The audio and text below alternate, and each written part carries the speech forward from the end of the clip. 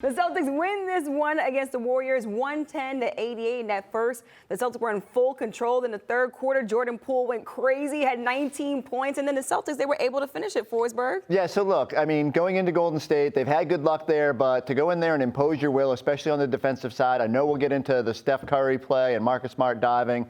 But I thought the Celtics were locked in tonight. And I felt like, they went in with a message after that loss to Dallas, looking to sort of, get back on track and assert themselves as one of the best defensive teams in the league. And to hold Golden State as low as they did is remarkable. So credit to the Celtics for just, really taking it up a notch going out west to start this trip. And I think Marcus Smart is the one who set the tone. He knew from the beginning that he had a hell of a matchup, and he had better been ready for that matchup. Otherwise, things could get ugly. So I think he locked in, and his energy was contagious, and people fed off of that, and he was able to so locked in defensively. You see how well he played offensively. That's something that I was talking about earlier in pregame was usually when you're locked in that way and you're all the way dialed in defensively, knowing that you have somebody that you have to chase around, you really play well offensively. Yeah, Marcus Smart, a huge factor in tonight's win. He's with Abby Chin on the court right now. Marcus, congratulations. The defense was on point from the jump in this game. You held the Warriors to their lowest total in a half all season, lowest total in a quarter in that second quarter. What was the key there? Just to keep going. They got some talented guys on this team that can do some amazing things, and we just wanted to be there and make everything that they did hard. We knew they were going to come out and make some tough shots, and we just wanted to make it as hard as we could for them. Tell me about the conversation you had with Steve Kerr on the sideline. Obviously, you weren't trying to hurt anyone. I mean, everybody who knows me, man, knows I'm not trying to hurt anybody. I play hard. I leave it all on the line. I leave my life on the line on this court every single night. I made a play that I make every night, and unfortunately, and it's killing me right now that, Steph got hurt. I hate to see anybody getting hurt, especially playing their heart out, man. I just wish that everything is all right. But Steve, he was doing what he was supposed to do, backing up his guy. He felt the way, which is understandable, and me and Steve got a relationship from USA that we can talk like that, you know what I'm saying? And afterwards, he told me, I want you on my team. You're one of the type of guys that everybody wants on the team. I had to back my guy up, and it's much respect to you guys. And, that's what it's all about. Like I said, I hate that it happened. I feel really bad, and I hope he's all right. Thank you for sharing that, Marcus. Things got a little dicey for you guys in that third quarter. How big were those shots by Peyton Pritchard? They were huge, man. Peyton comes in every day, puts his work in, no questions asked, and just waits his turn. And, he's on a team where we got a lot of power, and he doesn't get as much time, as much exposure as he should and deserve, but he stays ready, and he's a professional, and that's why we love him. Finally, you told me this morning you were looking for redemption after that loss to Dallas. You guys start this trip out with a win. How do you take that momentum going forward? Keep it going. We take it bottled up and see what we do. My God, you feel me? My God. Well done. This is the defensive player of the year. I know it's been big man lately and all that, but they got to go back to the guard. All right, this is the defensive player of the year right here. Appreciate you, boss. Gary Payton was in the building tonight. I know. I noticed it. Shout out to GP, man. One of the greatest to do it. But, just keep going. It was good for us to have this win. Take what we did wrong, take what we did right, learn from each, and move on. Marcus, thank you. Congrats. I love it. Jason Tatum campaigning for his guy Marcus Smart to win Defensive Player of the Year. 20 points and 8 assists for Marcus Smart in tonight's matchup. Forsberg, where was his presence felt the most on the court? Well, defensively, just the setting the tone early. And, I mean, I don't know. I don't know if it was just Gary Payton being in the crowd and feeling those Defensive Player of the Year vibes, but him and Rob were just all over the place early. And I felt like, again, they were just locked in, ready to try and set the tone of this game. And so Marcus had to be ready, had to chase Steph until he went out of the game and just set that tone for this whole defense. And Eddie, we talked about this in pregame, just like you mentioned, that this was going to be a big game for Marcus Smart and Rob Williams. Just how did Marcus Smart show up in this one? Well, he was just all over the place, not only offensively.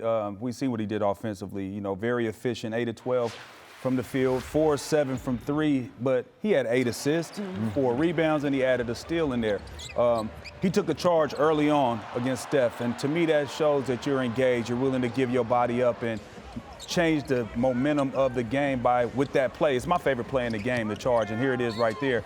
And I think that was contagious, and then everybody else locked in, and they chased them off the three-point line tonight. They only shot 22% from the three-point line, and that was huge for a team that loves to shoot threes and could kill you if they get hot. I love the wink, too, that little pass that fed through and gave the little wink after getting Jalen on the and one. I mean, this is what Marcus does now, and I mean, like, it's funny to look back. We had these conversations about, is he a point guard? Can he run this offense? Now dude's throwing lobs from the logo and hitting Rob for alley-oop.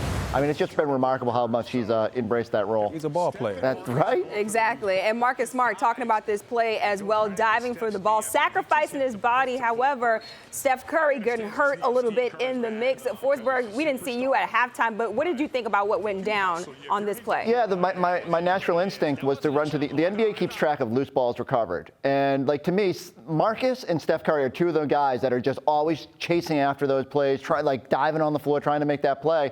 And it's unfortunate that Steph got hurt here, but I think anyone who watches Marcus Smart on a nightly basis knows there was no ill intent there. It wasn't like, and I don't even think it's like borderline. I think it's just Marcus doing what Marcus does and getting on the floor. And there was a play earlier in the game that you could have quibbled with. I forget who it was on the Golden State side. They dove on the floor. Well, should we be complaining about that? So I get it. Steve Kerr has to look out for his star, but this is an instance where that's just Marcus being Marcus.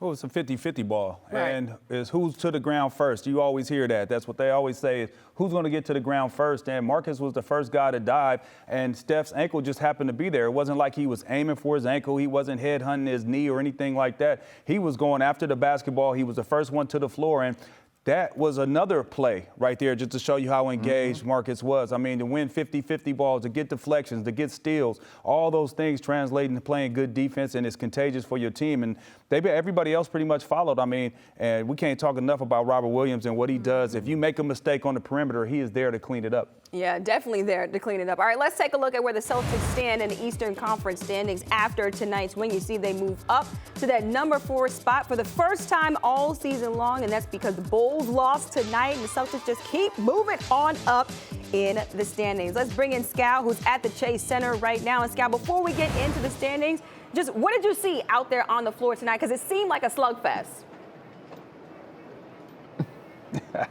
Or maybe Scal can't hear me right now. I think he's not hearing me right now. I don't think he is.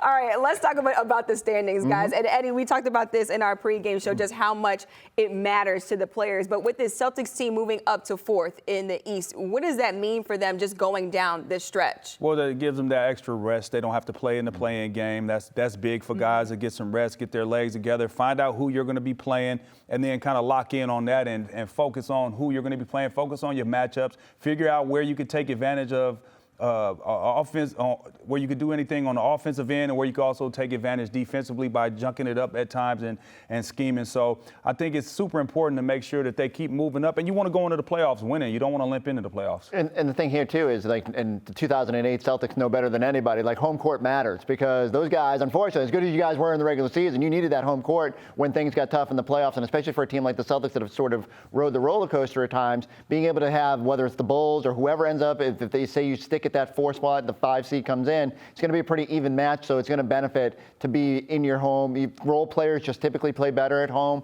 You feel a lot more comfortable opening, maybe get some momentum before you see a top seed. So there's still a potential here to climb higher, and we'll see where it all shakes down. Again, I think I told you guys pregame, it's going to be like some gamesmanship. Like, you're going to want to avoid the Bucks, you're going to want to avoid the Nets. Like, everyone's going to kind of be trying to jockey for the right position, and whether that's fair or not, that's just the way it's going to be. So I think it's going to be very interesting moving forward. And we talked about this at the top of the show. The Warriors, they try to get back in this game in the 3rd quarter. However, the Celtics, they put it away in the 4th quarter. Let's take a look at how it all went down. And Eddie, when you take a look at how things unfolded in the 4th quarter, how did the Celtics regain control of this matchup? Well, they made shots, big shots. When Golden State were making their run, we weren't making shots at the end of that 3rd quarter. But here in the 4th quarter, it started up. And Peyton Pritchard, I like what he did on that first shot we showed, is he took the pump fake, understood, used the energy against him, and took the dribble and used the mid-range to get his shot going. He missed a few of those on Sunday against the Mavericks, but tonight he stepped up and knocked them down, and that was